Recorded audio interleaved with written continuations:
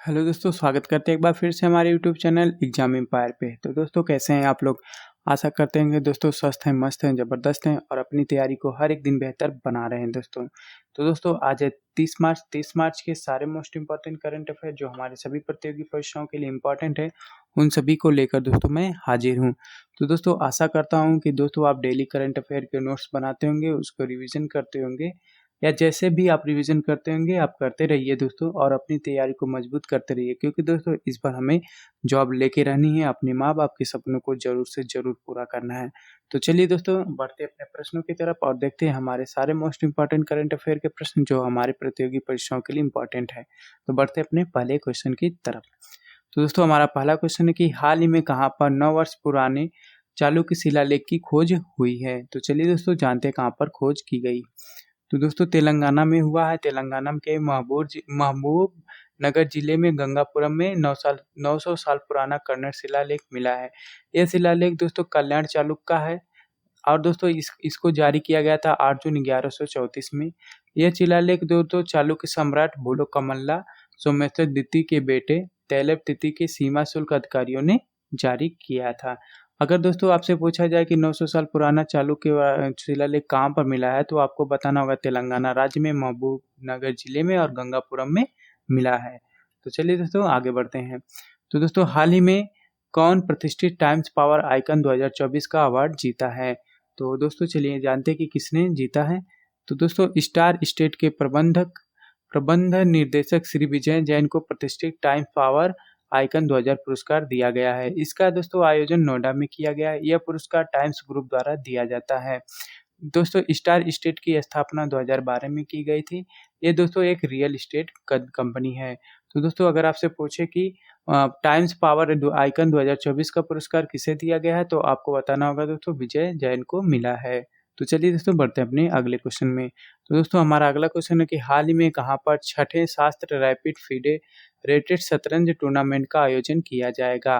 तो चलिए दोस्तों जानते हैं कहाँ पर। तो आईआईटी मद्रास छठे शास्त्र रैपिड फेडरेटेड शतरंज टूर्नामेंट की मेजबानी करेगा। कौन करेगा दोस्तों? आईआईटी मद्रास करेगा। अंतर्राष्ट्रीय शतरंज महासंघ रैपिड शतरंज टूर्नामेंट दोस्तों 30 और 31 मार्च को आयोजित किया जाएगा। छठे साथ रैपिड रेटेड शतरंज टूर्नामेंट में दोस्तों 6 ग्रैंड मास्टर, 16 अंतर्राष्ट्रीय मास्टर और 3 महिला ग्रैंड मास्टर और एक दोस्तों महिला अंतर्राष्ट्रीय मास्टर भाग लेंगे। टूर्नामेंट में कुल पुरस्कार राशि दोस्तों 5 लाख है और प्रथम पुरस्कार राशि दोस्तों 65,000 रुपये है। तो चलिए दोस्तों जानते हैं कि विश्व शतरंज संघ का स्थापना कब हुआ था और दोस्तों इसमें इसका मुख्यालय कहाँ है। तो दोस्तों मुख्यालय इसका है, विश्व शतरंज संघ का मुख्यालय दोस्तों लुसाने स्विट्जरलैंड में। इसके अध्यक्ष दोस्तों आर्केडी वोकोविच और दोस्तों स्थापना हुआ था 20 जुलाई 1924 में पेरिस फ्रांस में। दोस्तों यहाँ पर देखिए एक और है कि अंतर्राष्ट्रीय शतरंज महासंघ के उपाध्यक्ष कौन है दोस्तों? विश्वनाथ आनंद है, जो हमारे भारत के पहले ग्रैंड मास्टर हैं। तो दोस्तों अगर आपसे पूछा जाए कि फीडे रेटेड शतरंज टूर्नामेंट की मेजबानी कहाँ पर की जाएगा, तो आईआईटी मद्रास करेगी। तो चलिए दोस्तों जानते हैं, आगे बढ़ते हैं अपने अगले क्वेश्चन में। तो दोस्तों किस खिलाड़ी ने टी20 क्रिकेट में सर्वाधिक रन बनाने वाला भारत का पहला खिलाड़ी बन गया है? तो शायद दोस्तों आपको पता होगा, अगर आपको पता है तो आप कमेंट करके जरूर बताइए। तो दोस्तों यहाँ पर देखिए विराट कोहली भारत के पहले खिलाड़ी बन गए हैं टी20 में सबसे ज़्यादा रन बनाने वाले। तो चलिए दोस्तों आगे बढ़ते हैं अपने अगले क्वेश्चन में। तो दोस्तों विश्व का सबसे मजबूत बीमा ब्रांड कौन बना है? तो चलिए दोस्तों जानते हैं। तो एलआईसी दोस्तों बना है विश्व का सबसे मजबूत बीमा ब्रांड। 26 मार्च 2024 को ब्रांड फाइनेंस इंश्योरेंस द्वारा जारी रिपोर्ट में भारतीय जीवन बीमा निगम दुनिया में सबसे मजबूत बीमा ब्रांड रूप में उभरा है। एलआईसी का ब्रांड मूल्य दोस्तों 9.8 अरब डॉलर तक पहुंच गया है, जो एक अपने आप में कीर्तिमान है। तो चलिए दोस्तों आगे बढ़ते हैं अपने अगले क्वेश्चन में। तो दोस्तों हमारा अगला क्वेश्चन है कि हाल ही में किसे बैंक ऑफ महाराष्ट्र का एमडी और सीईओ के रूप में नियुक्त किया गया है?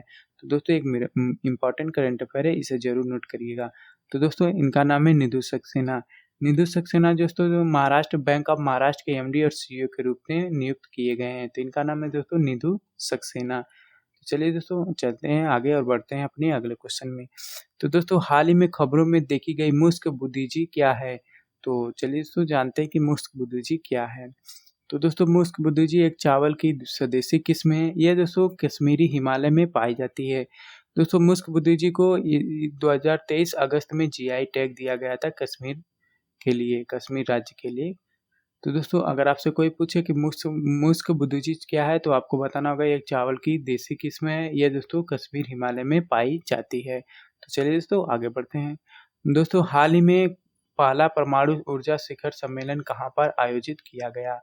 तो दोस्तों ये इम्पोर्टेंट करंट अफेयर है, आप इसे जरूर नोट करके रखिए। तो दोस्तों इसका आयोजन ब्रुसेल्स में हुआ है। पहला परमाणु ऊर्जा शिखर सम्मेलन का उद्घाटन दोस्तों ब्रुसेल्स में हुआ है। यहाँ पर दोस्तों एक पहल की शुरुआत की गई जिसका नाम है एटम फॉर क्लाइमेट पहल। एटम फॉर क्लाइमेट पहल अंतर्राष्ट्रीय परमाणु ऊर्जा एजेंसी द्वारा शुरू किया गया एक कार्यक्रम है। इसका उद्देश्य जलवायु परिवर्तन से निपटने में परमाणु ऊर्जा की भूमिका को बढ़ावा देना।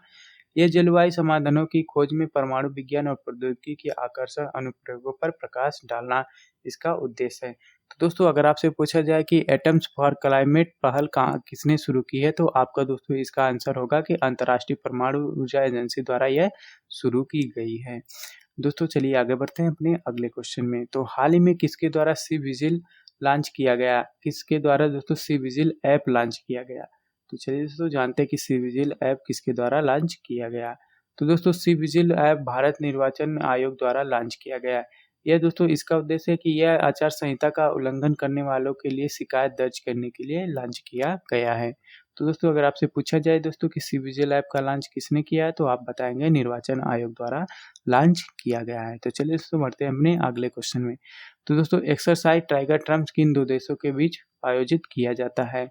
तो चलिए दोस्तों जानते हैं कि टाइगर ट्रम्प किन दो देशों के बीच में आयोजित किया जाता है। तो दोस्तों टाइगर ट्रम्प जो है भारत और अमेरिका के बीच तीनों सेनाओं के बीच दोस्तों यह द्विपक्षीय युद्धाभ्यास है। भारत के थल सेना, वायु सेना और दोस्तों जल सेना के बीच आयोजित किया जाता है भारत और अमेरिका के। दोस्तों भारत और अमेरिका के बीच होने वाले कुछ महत्वपूर्ण युद्धाभ्यास है, जैसे वज्र प्रहार भारत और अमेरिका के बीच होता है, युद्ध अभ्यास भारत और अमेरिका के बीच होता है, मालाबार। दोस्तों मालाबार में 4 देश हैं, जैसे कि भारत, उसके बाद जापान, ऑस्ट्रेलिया और दोस्तों अमेरिका, चारों देश इसमें शामिल हैं। तो चलिए दोस्तों आगे बढ़ते हैं।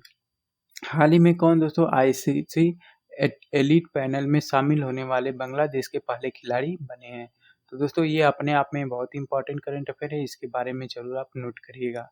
तो दोस्तों इनका नाम है दोस्तों सरफुदौला इब्ने शाहिद। सरफुदौला इब्ने शाहिद आईसीसी एलीट पैनल में पहले बांग्लादेशी एम्पायर बने हैं। उन्होंने दोस्तों 10 टेस्ट मैच खेला है, 63 ओडीआई और 44 टी20 पुरुष खेलों में और पुरुष विश्व कप 2023 सहित आईसीसी टूर्नामेंट में एम्पायरिंग की है। तो दोस्तों आईसीसी का मुख्यालय दोस्तों दुबई, संयुक्त राष्ट्र अमेरिका में अमीरात में है। आईसीसी की स्थापना दोस्तों 1909 में स्थापित की गई थी। इसका दोस्तों सीईओ जो हैं जियोफ एलार्डिस हैं और दोस्तों अध्यक्ष ग्रेग बर्कले हैं। तो चलिए दोस्तों बढ़ते हैं अपने अगले क्वेश्चन में। तो दोस्तों from a car shed to a corner room and beyond नामक पुस्तक के लेखक कौन है? तो दोस्तों ये इंपॉर्टेंट करंट है, हाल ही में इस बुक का जो विमोचन किया गया है, तो इसके बारे में चलिए जानते हैं और नोट जरूर करिएगा।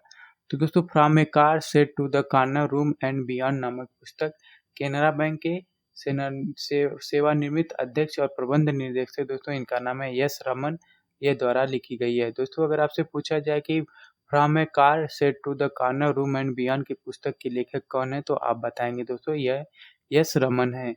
यह दोस्तों सेबी के पूर्वकालिक सदस्य भी रहे हैं और क्रेडिट समिति के भी अध्यक्ष रहे हैं, तो इसलिए यह दोस्तों क्वेश्चन इंपॉर्टेंट हो गया है। तो चलिए दोस्तों आगे बढ़ते हैं। तो दोस्तों सैन्य अभ्यास गगन शक्ति किसके द्वारा आयोजित की गई है? तो दोस्तों ये इंपॉर्टेंट करंट अफेयर, इसको नोट जरूर करिएगा कि सैन्य अभ्यास गगन शक्ति 2024 किसके द्वारा आयोजित की गई है।